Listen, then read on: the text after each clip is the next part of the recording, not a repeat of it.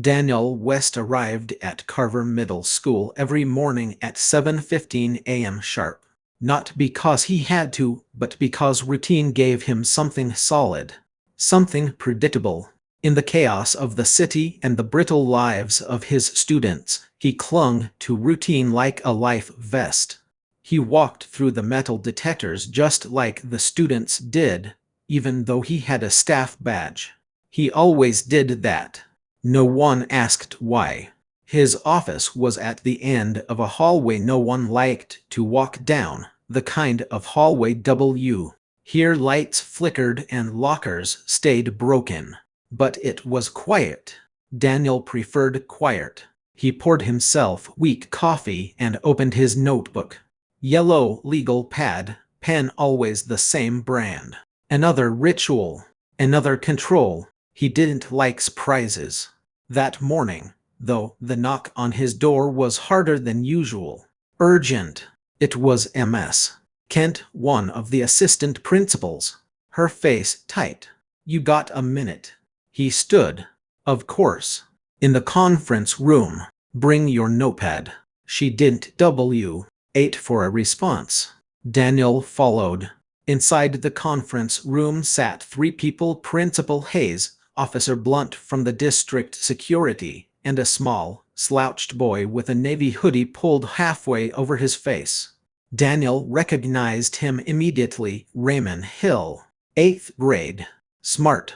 Quiet. Top scores in science and reading. Trouble only found him when others dragged it to his doorstep. Now he looked like he'd been crying, but only a little. His eyes weren't red, just dull, like he'd gone somewhere far inside himself. Principal Hayes turned to Daniel. Mr. West, thank you for joining. We just need you to witness the student's statement. Daniel sat. Pen ready, notebook open. Officer Blunt leaned forward, talking like a detective from television. Raymond, you understand you're being given a chance to tell the truth. We already know what happened. We just need you to confirm it. If you cooperate, this stays in school. No police report. Okay? Raymond didn't move. Raymond, the principal said, just say it. Daniel cleared his throat gently. Can I ask what exactly Raymond is accused of? Mr. Ellison's phone was stolen from his desk during third period, Hayes replied, sharp and brief. Only 4 students were in the room during that moment. Raymond was one of them. And the others? Daniel asked. Officer Blunt sighed. 2 were accounted for. 1 girl was at the nurse. The other was on the hallway camera going to the bathroom. Raymond wasn't seen leaving. Wasn't on any camera. Maybe he just stayed in the room, Daniel asked. Exactly, Hayes snapped. Stayed. Alone. And the phone disappeared. Raymond finally looked up. His voice was small but steady. I didn't take anything. Blunt folded his arms. Come on, kid. You were in the room. You got a history. No, he doesn't, Daniel said quietly. Last year, suspension, Blunt said, checking notes. That was for walking out of class, Daniel replied. Because a teacher called him boy instead of his name. Blunt shrugged. Still on record. Daniel looked at Raymond. Do you have anything to say about what happened? Raymond's eyes shifted, but not with guilt, more like calculation. Caution. There was a kid, he said softly. Marcus. He came in. I was reading. Mr. Ellison was gone. Marcus looked around, then left. Marcus Tyler? Hayes asked. Raymond nodded. Officer Blunt snorted. Convenient. Was he seen on camera? Daniel asked. Silence. Hayes looked at Blunt. Blunt shook his head. No footage shows that. He probably knows we don't got proof. Daniel turned to Raymond. Why didn't you say that earlier? Raymond looked away. Doesn't matter, Hayes said. We're suspending him. 3 days. Pending further investigation, Blunt added. Daniel closed his notebook slowly. I'd like to speak with Raymond alone. 10 minutes. Hayes frowned. That's not, it's allowed, Daniel said, calm but firm. 10 minutes. Then you can do what you have to. They all exchanged glances, then stood and filed out. Raymond sat perfectly still. Daniel waited until the door clicked shut. You didn't take it, Daniel said. Raymond shook his head. Do you know who did? Silence. You're afraid. Still nothing. Daniel leaned forward. Raymond, I need you to understand something. I've been here 16 years. I've seen what happens when kids like you get blamed, even if it's not true. Especially if it's not true. Raymond looked at him, finally. Not angry. Not even scared. Just tired. No one listens, he said. Not really. Daniel nodded slowly. I'm listening. They sat in silence. Outside the door, voices gathered again. Authority was ready to reclaim the room. Daniel stood. I'll come talk to your mother after school. Raymond blinked. Why? Because if you're telling the truth, I'm not going to let them ruin you over someone else's lie. You'll get in trouble. Daniel smiled, but it was a small, sad thing. I've been in trouble before. Neil left the conference room feeling hollow. His footsteps echoed down the hallway, bouncing off the tile like questions with no answers. He passed students laughing, teachers lecturing, the ordinary rhythm of a school that didn't know what it was trying to bury. In his office, he stared at his desk for a long moment before sitting. There were files to review, emails to answer, a spreadsheet about attendance, a reminder for a district mental health training. None of it mattered, not right now. He pulled out Raymond's file instead. It was thin. 2 notes from 6th grade. One from last year about the boy incident. Nothing about theft. Nothing about violence. Just a quiet kid with sharp test scores and a pattern of being overlooked. He tapped his pen against the desk, then picked up the phone. He called the front office. I need Marcus Tyler's schedule. The secretary hesitated. Is this related to just send it, please? 30 minutes later, Daniel was walking into Mr. Herrera's classroom. The bell had just rung. Students filed in. Marcus was already at his desk, hoodie up, earbuds in, eyes down. He didn't look up as Daniel approached. Marcus, come with me. The class murmured. Marcus looked up, frowned. I didn't do nothing. I didn't say you did. Just come. They walked in silence. Daniel didn't take him to his office. He walked out the side door into the small courtyard behind the cafeteria. Marcus looked around, confused. We allowed out here? Not really. Daniel sat on the concrete bench. Marcus stayed standing. You went into Mr. Ellison's room yesterday, 3rd period. Nope. Raymond says you did. Raymond's a liar. He doesn't seem like one. Marcus crossed his arms. So I'm a thief now? I didn't say that either. Marcus stared at the far wall. You gonna suspend me? I'm trying to understand something. You were seen in the hallway. For a few seconds. Camera caught it. Marcus flinched. Daniel watched him. UK. Now what's going to happen to Raymond, right? He don't care. He thinks he's better than us. He's quiet. That's not the same as proud. Marcus's jaw tightened. He tells on people because he doesn't want to fight. That's worse. Daniel let that sit. Then did you take the phone? Marcus looked at him for the first time. There was something there, panic, regret, or maybe just the fear of being caught too many times. I didn't mean to. Daniel didn't react. I was just looking. I saw it on the desk. I thought it was someone's personal one, not our teacher's. I grabbed it. Then later I realized too late. Where is it?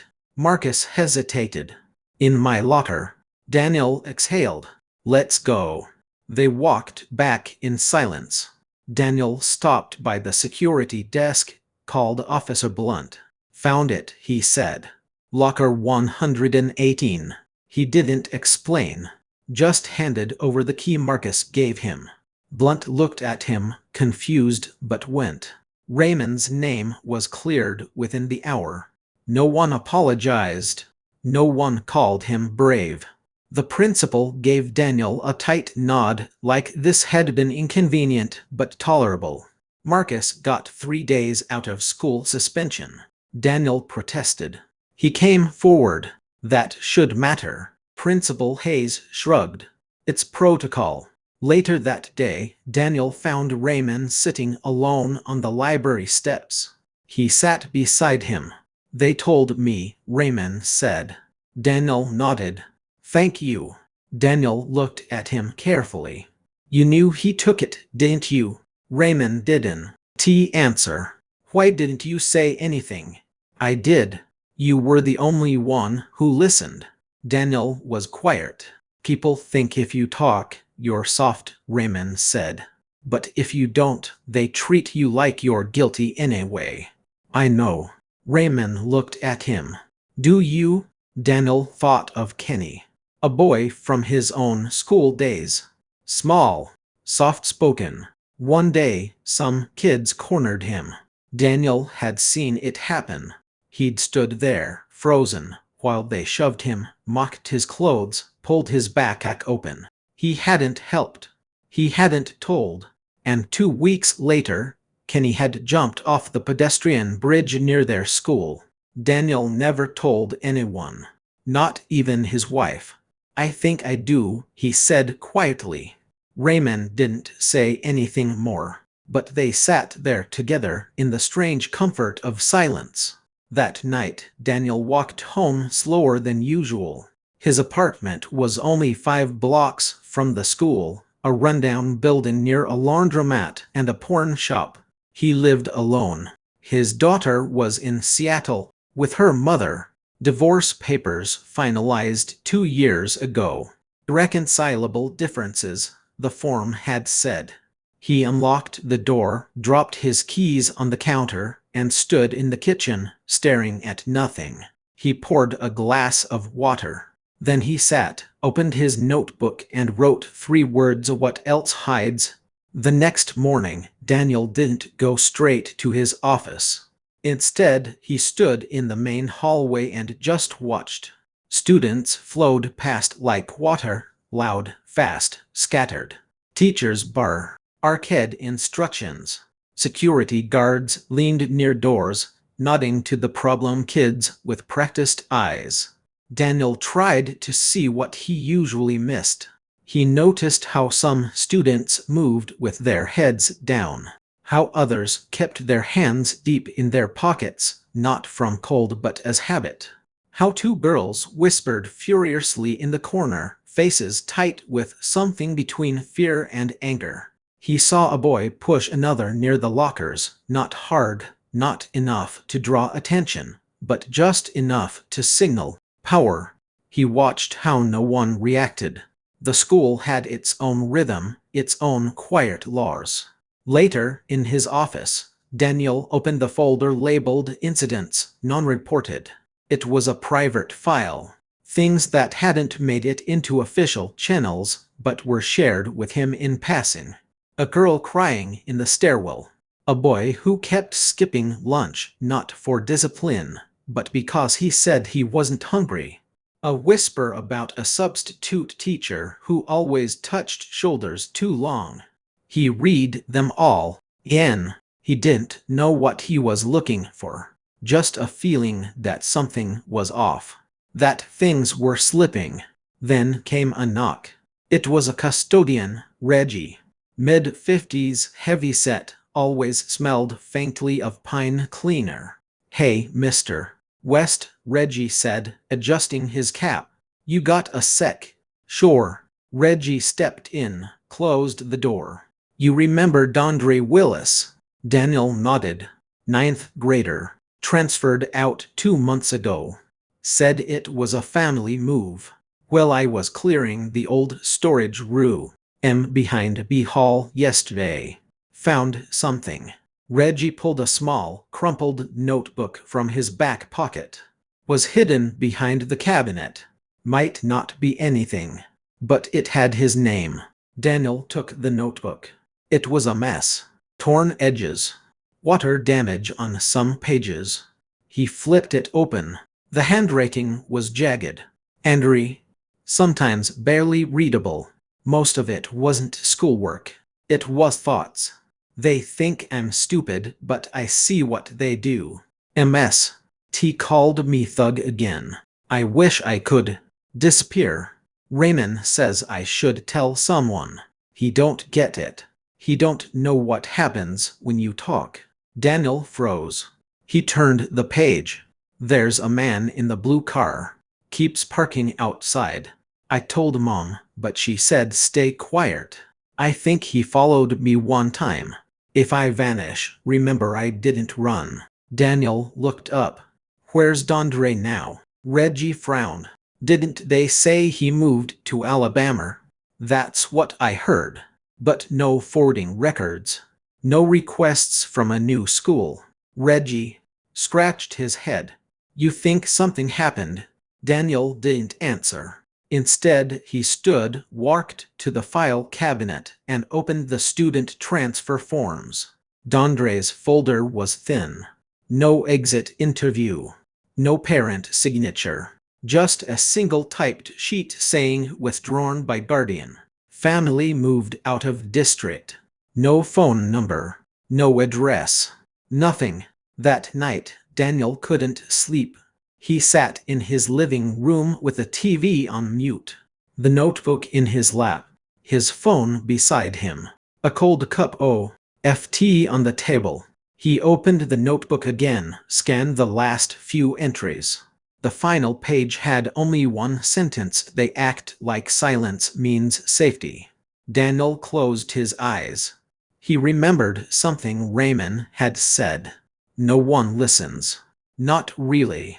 The next morning, Daniel showed the notebook to Principal Hayes. She frowned. Where did you get this? Reggie found it. Why are you bringing it to me? Because I don't think Dondre left voluntarily. Hayes's face shifted caution. Discomfort.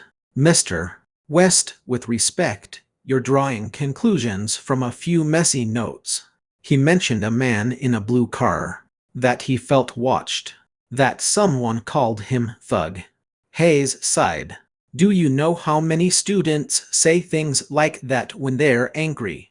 It doesn't mean he named Raymond. Said he told him to speak up.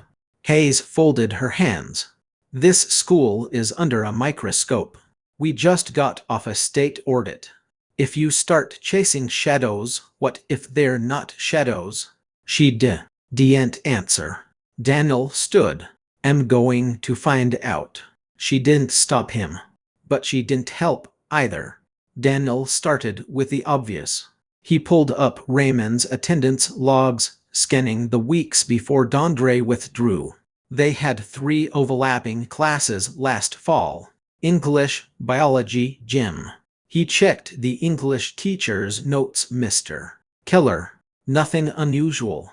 But in biology, there was a single comment in the margin. Raymond and Dondre too quiet lately. Need to check in.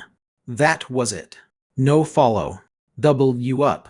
No visit to the counselor. Just a sentence. Daniel went to the gym. Coach Timmons was finishing roll call, whistle around his neck, clipboard in hand. Got a sec? Daniel asked. The coach shrugged. Long as I don't gotta run laps. Daniel showed him the notebook. Timmons squinted. Dondre wrote this. Daniel nodded. You remember him? Yeah. Quiet. Couldn't shoot to save his life, but he hustled. Anything unusual? Timmons thought. Some kids didn't like him. Said he was weird. Had that look like he was always waiting for something to go wrong. Anyone in particular bother him? Not that I saw, but you know how it is, kids don't talk when it counts. Daniel held up the notebook again. He wrote that he felt followed, that someone was watching him. Timmons frowned. Like Storker. Maybe. The coach shifted. Look, Mr. West, it's not that I don't care, but that boy's gone. If his family left and didn't want to be found, there's no proof they moved. And maybe he ran. Daniel didn't reply. Timmons shrugged. Some kids don't wanna be saved. Daniel left. He didn't believe that. Not anymore. He called Raymond into his office that afternoon. Raymond walked in cautiously, like he expected trouble. You remember Dondre Willis? Raymond blinked. Yeah, you were friends. Raymond shrugged. Kinder. You told him to talk to someone. Raymond paused. I said he should tell his mom. Or a teacher. He said it didn't matter. What do you think happened to him? Raymond looked away. I think someone scared him. Daniel leaned forward. Who? Raymond hesitated. Then he said there was this guy. White. Drove a blue sedan. He'd be out by the fence sometimes. Near the parking lot. Staff? No. Not from school. You tell anyone? I told Mr. Keller once. He said if he saw him again, he'd call someone. Daniel took notes. What else? Raymond's hands were tight in his lap.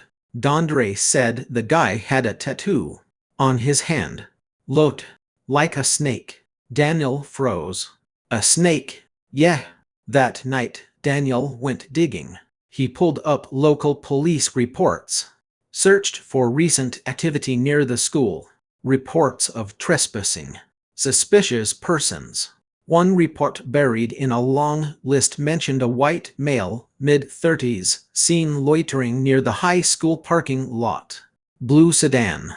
Partial plate match. No arrest. No follow-up. No name. Daniel printed the report. Then he did something he hadn't done in a long time. He called someone from his past. Miles. They'd gone through the education program together. But Miles had ended up in law enforcement, not a classroom. They hadn't spoken in over a year. Miles answered on the second ring. West? Yeah. You alive? Belly. Miles laughed. What's up? Daniel explained. Not everything, but enough. Miles grew quiet. Blue sedan, tattoo like a snake. You think this guy's some kind of predator? I think this kid felt hunted. Miles whistled low. You got plate numbers? Partial. I can check it out. No promises. Thanks. After the call, Daniel sat in the dark, staring at the ceiling. He remembered a different boy. Kenny. Quiet. Wore the wrong clothes. Stuttered when nervous. Daniel had seen the bruises once. On his forearm. Blue and yellow, like spilled paint. He never said a word. The day Kenny died, Daniel had gone home, laid in bed, and stared at the wall for 6 hours. He never told anyone. Now, he picked up the notebook again. If I vanish, remember I didn't run. Miles called 2 days later. I ran the partial plate. Got lucky. Daniel gripped the phone tighter. Who is it? Name's Joel Krantz. 36. 2 priors for harassment, 1 dismissed, 1 settled. No convictions. Registered in the next county. Daniel sat down. Why was he near the school? No idea. He's not on any registry. But he fits the profile. Daniel exhaled. What can we do? Miles was quiet. Not much. No current warrant. No known link to Dander. All you've got is a journal and a hunch. It's not her hunch. I know. But the system needs proof. Daniel stared at the wall. How many kids do you think disappear like this? He asked. Miles didn't answer. Eventually, he said, I'll ask around. See if he's been seen near other schools. Daniel hung up and sat still for a long time. That afternoon, he met with Reggie again. The janitor stood by the back lot, cigarette in hand, even though smoking was banned on campus. I ever tell you why I came back to this job? Reggie said, watching the smoke rise. No, my nephew. He was in this school. Good kid. Got caught up with the wrong people. Went missing 2 years ago. Daniel looked over. I'm sorry. Cops said he probably ran or got mixed in with gangs. That's what they always say. But I know my sister. She raised him right. He was scared of the world, not part of it. Daniel's voice was low. Did they ever find him? Reggie shook his head. Daniel hesitated. Do why? You remember a student named Kenny? From years back. Reggie nodded slowly. Yeah, little dude. Glasses. Kept to himself. He died. Jumped. Reggie looked at him for the first time. You were the counselor back then, weren't you? Daniel nodded. Reggie dropped the cigarette. Crushed it. You think about him a lot. Every day. Reggie didn't say anything for a while. Then you're not the only one carrying ghosts in this building. Daniel nodded. He knew that now. Later that week, Anil finally called Dondre's mother. The number had been disconnected. He tried a second line, listed as emergency contact. It rang twice, then voicemail. Hello, this is Lorna Willis. Leave a message. Daniel took a breath. Mrs. Willis, this is Mr. West from Grant High. I'm trying to get in touch about Dondre. If there's anything you can share, anything at all, please call me back. He hung up. An hour later, his phone rang. Hello, a woman's voice. Tired, guarded. This Mr. Wes. Yes. This is Lorna. Daniel stood, heart racing. I appreciate you calling back. I got your message. But I don't know what you're looking for. I just want to know if Dondre is safe. A pause. He's not with me anymore. Daniel swallowed. Did he run? I didn't ask questions when he left. He said he couldn't stay. Why not? Another pause. Then he was scared. Said someone was watching him. Said he couldn't sleep. That he heard voices outside the window at night. Daniel sat down slowly. Did you file a report? No. What would have changed? We lived in a neighborhood where kids go missing and no one cares. Do you know where he went? I think Georgia. Maybe with his uncle. But he never said for sure. Daniel closed his eyes. Can I talk to him? Just to know he's all right. I haven't heard from him in over a month. Silence stretched. Then she said softly, he stopped trusting people after that school. Said even the teachers pretended not to see. Anil didn't know what to say. Before she hung up, she added, if you ever find him, tell him I still leave the porch light on. The call ended. Daniel sat there for a long time.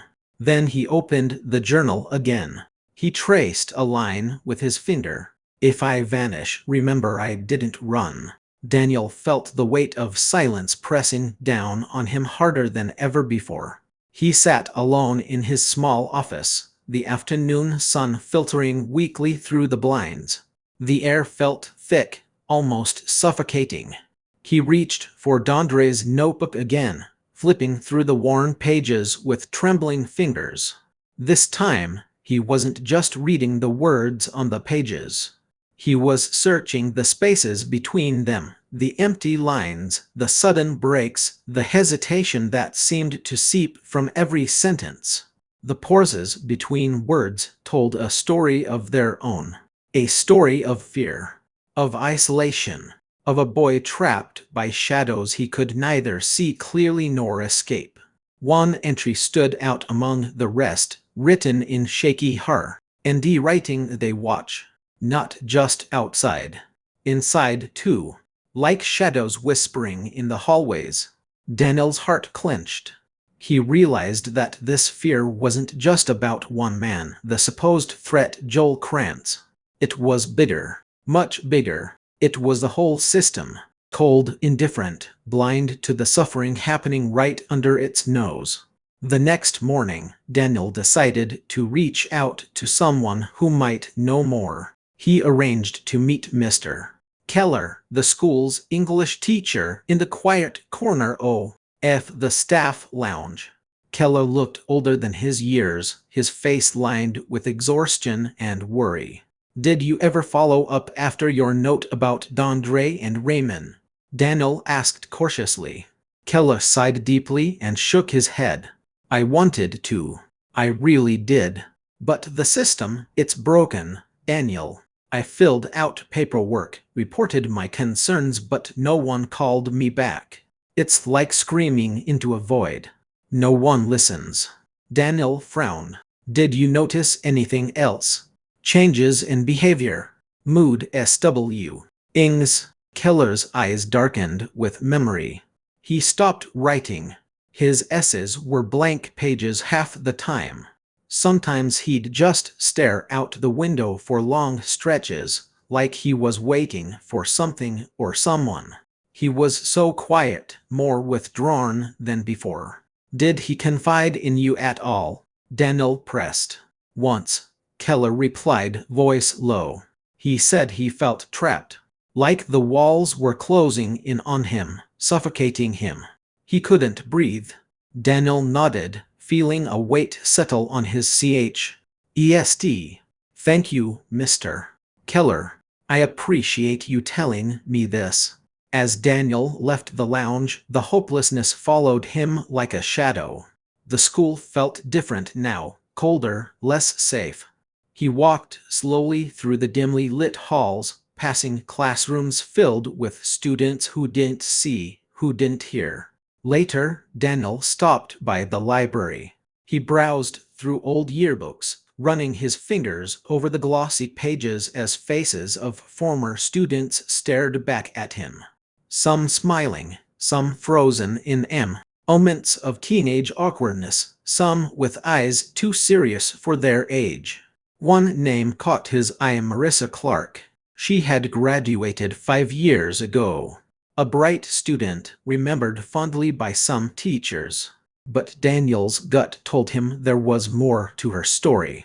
Back at his desk, Daniel pulled up police records on his laptop. Marissa was another missing student, a cold case. The files were sparse, and the trail had long gone cold. But the echoes of her disappearance still lingered in the school's high story, like a wound that never fully healed. Daniel sat back, rubbing his temples. He couldn't shake the feeling that Dondre wasn't alone, that the shadows lurking in those hallways were deeper and darker than anyone had admitted. He thought of the entries in the notebook again. "If I vanish, remember I didn't run." Those words echoed louder now, a silent plea, a testament of truth. Daniel's phone buzzed. It was a message from Miles. "Got something. Meet me tomorrow morning." A flicker of hope, or maybe just the next step down a long, dark road. Daniel looked out the window, watching the sky darken. The weight of silence was still there, but now it carried a spark of determination. Daniel woke up before dawn, the sky still heavy with shadows. The message from Miles echoed in his mind. Got something. Meet me tomorrow morning. It was like a faint pulse of hope in the otherwise suffocating silence. He brewed coffee in silence, staring out the kitchen window as the first It crept over the city. The house felt cold, empty, the walls echoing with the weight of unanswered questions. He'd spent countless nights turning over Dondre's notebook, reading between the lines, searching for clues in the spaces where words weren't written. But now, with Miles's message, something was shifting. At the small, nearly deserted coffee shop the next morning, Miles sat at a corner table, his laptop open, a thick folder of papers spread out in front of him. His face was tired, but there was a glint of determination in his eyes. I pulled surveillance footage from around the school, Miles said quietly, glancing around before speaking. There's something odd, a figure appearing near the parking lot on nights when no one's supposed to be there. Daniel leaned in, squinting at the blurry black and white images on the screen. The figure was shadowy, indistinct, moving with a stealth that made it look almost ghost-like. It matches the blue sedan description, Daniel tittered, remembering Raymond's words. The one with the faded tattoo on the driver's arm. Miles nodded grimly. And there's more. Joel Krantz. He's got a history of violent offenses, but in a different state. The records, they mysteriously disappear after a few years. It's like someone's been cleaning up his past. Daniel's hands clenched into fists. Why hasn't this been flagged before? Why hasn't anyone stopped him? Miles's shoulders sagged. Because the system is broken. It lets people slip through the cracks. Always has. Daniel stared out the window at the gray morning light. The chill in the air matched the chill growing inside him. He thought again of the words Dondre had written, "If I vanish, remember I didn't run." They both knew this wasn't just about one missing boy. It was about a network of silence, of invisible threats hiding behind bureaucratic walls and broken promises. The conversation was interrupted by a phone call. It was Rachel, Dondre's mother. "Daniel, I'm scared," she said, her voice trembling. "I keep finding things, little notes, scraps of paper Dondre left behind. They don't make sense. But I'm afraid to throw them away." Daniel promised to come over after the meeting. As the day wore on, Daniel sifted through the new evidence.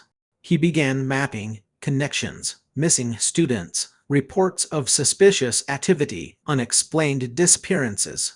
The more he uncovered, the more tangled the web became. At Rachel's apartment, Daniel was met with a collection of folded papers, scribbled notes, and journal entries, fragments of a mind struggling to make sense of the darkness closing in. One note stood out there, always watching. "I see their faces in the cracks of the ceiling. I am not crazy. I am just trapped." Rachel's eyes filled with tears. He was so scared. "I never knew." Daniel put a reassuring hand on her shoulder. "We're going to find answers. I promise." As night fell, Daniel walked home beneath a sky heavy with stars. A silence around him felt less empty, charged now with purpose. The weight of the past pressed down, but so did the faint spark of hope. He was no longer alone in the dark. The next morning, Daniel woke with a restless energy. The puzzle pieces were coming together, but the picture was still incomplete. He couldn't ignore the feeling that time was running out. At school, the halls seemed emptier than usual. Rumors of Dondre's disappearance had spread, but the administration kept tight lips. No official statement. No real answers. Daniel met with Rachel again, their shared worry creating a fragile bond. "We have to make people listen," she said, clutching a faded photo of Dondre. "If no one hears us, he'll be forgotten." Daniel nodded. "I am working on that." He arranged a meeting with a principal and some board members. With the evidence from Miles and Keller's testimony, Daniel laid out the hidden dangers, The systemic failures that allowed a predator to move unchecked. The room was silent, faces blank, expressions guarded. One board member finally spoke. "This is serious. We will investigate." But Daniel knew better. Promises were easy. That night, Daniel sat alone, reading through Dondre's notebook one last time. The final pages were filled with hopes and fears, a plea to be seen. "If I vanish, remember I didn't run." Tears blurred his vision. The fight was far from over. But maybe, just maybe, their voices would break through the silence. Outside, the NIG HT held its breath.